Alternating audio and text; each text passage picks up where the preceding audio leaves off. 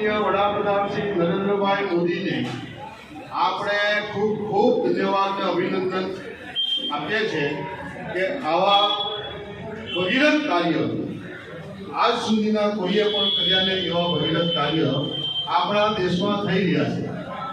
તો એ રામલલ્લાના સ્થાપના નિમિત્તે એક દિવસ અગાઉ એટલે આજે આ મારા નિવાસ સ્થાને એક આગોતરો કાર્યક્રમ નાનો રાખ્યો છે। એમાં 1992માં જ્યારે અયોધ્યા કૂચ કરેલી વાપીથી અને વાપીથી અયોધ્યા સુધી જઈ અને રામ મંદિર બનાવવાનું જેમણે બીડું ઝડપેલું તે સમયના કાર સેવકો આજે અમારું આમંત્રણ આપીને અહીં પધાર્યા છે।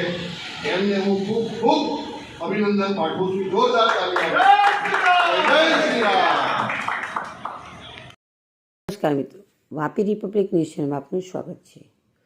અનોખી રામ ભક્તિ, વાપીના સફાઈ કર્મીને ભોજન પીરસી અયોધ્યા રામ મંદિર પ્રાણ પ્રતિષ્ઠા મહોત્સવની ઉજવણી। સેલ્યુટ તિરંગાના રાષ્ટ્રીય ઉપાધ્યક્ષે ગરીબોને ભોજન ખવડાવી કાર સેવકોનું સન્માન કર્યું। 22મી જાન્યુઆરીના ઐતિહાસિક દિવસે ભગવાન રામલલ્લાની અયોધ્યામાં નવનિર્મિત રામ મંદિરમાં ભવ્ય પ્રાણ પ્રતિષ્ઠા મહોત્સવની ઉજવણી થઈ રહી છે।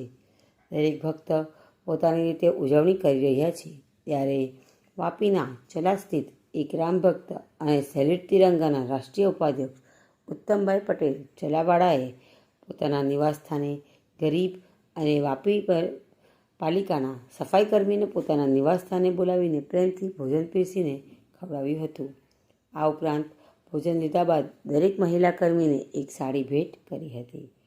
સેલ્યુટ તિરંગાના રાષ્ટ્રીય ઉપાધ્યક્ષ ઉત્તમભાઈ પટેલે આ પ્રસંગે કહ્યું હતું કે રામ જન્મભૂમિ અયોધ્યામાં આરાધ્ય દેવ પ્રભુ રામલલ્લાનું ભવ્ય મંદિર નિર્માણ માટે ભક્તોએ વર્ષો સુધી રાહ જોઈ છે।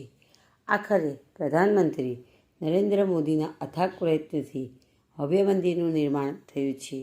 આ પ્રસંગે 1992માં અયોધ્યા રામ મંદિર માટે કાર સેવા આપનાર 10થી વધુ કાર સેવકોનું શાલ ઓઢીને સન્માન કરવામાં આવ્યું હતું।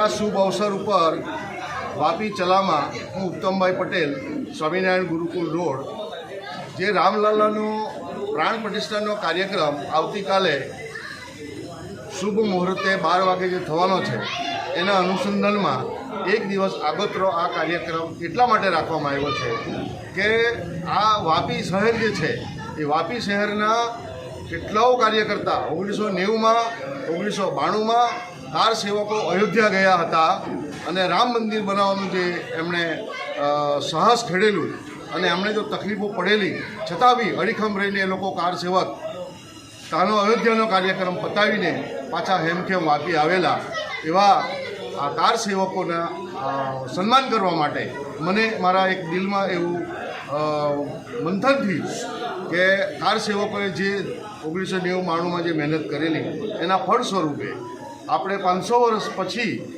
વર્ષ રાહ જોયા પછી જે ભગીરથ કામ આપણા માનનીય વડાપ્રધાન શ્રી નરેન્દ્રભાઈ મોદીએ જે કરી બતાવ્યું છે તો એ આખા દેશમાં નહીં પણ આખા વિશ્વમાં આપણે આપણું ભારત દેશનું નામ રોશન કર્યું છે અને એ રામલલ્લાની પ્રાણ પ્રતિષ્ઠા ભવ્ય એવો કાર્યક્રમ આવતીકાલે થવાનો છે. એમાં તમામ ભારતીયોને મારી નમ્ર વિનંતી છે કે ઘરે ઘરે દીપ પ્રગટાવો, ઘરે ઘરે રામના ફોટા મૂકો, ઘરે ઘરે રામધૂન વગાડો અને ઉત્સવ મનાવો.